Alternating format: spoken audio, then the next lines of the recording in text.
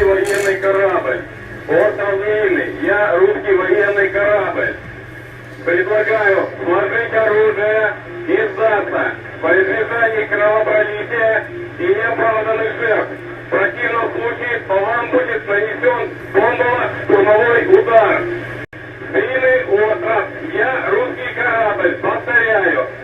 Предлагаю сложить оружие, сдаться, иначе по вам будет нанесен удар. Как поняли меня? Прием. Ну все. Или нахуй тоже надо. На всякий случай. Русский военный корабль, иди нахуй.